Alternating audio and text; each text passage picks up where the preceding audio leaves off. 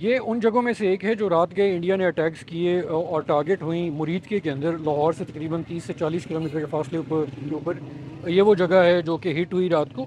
जब रात को ये हिट हुई तो उस वक्त यहाँ पे कुछ लोग मौजूद थे। अचानक देखा कि मिसाइल आया और ब्लास्ट हुआ इधर आके। तो मैं फ़ौरन निकला हूँ घर से भी निकलते ये साथ ही मस्जिद है, मस्जिद तक आया हूँ।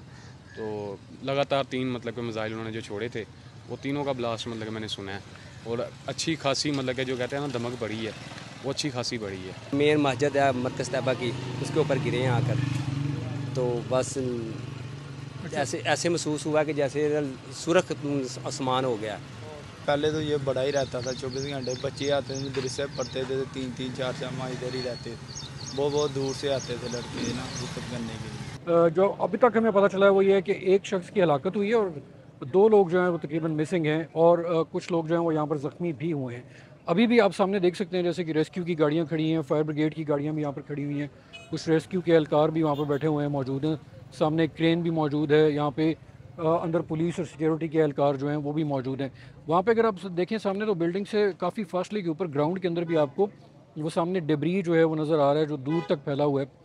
और हमें यहाँ पर आगे जाने की अभी तक एक्सेस नहीं दी जा रही मीडिया को। जो यहाँ पे मकामी लोग हैं वो ये बता रहे हैं कि जब रात को यहाँ पे अटैक हुआ तो उसके बाद जो है वो यहाँ पे काफ़ी लोग मौजूद थे।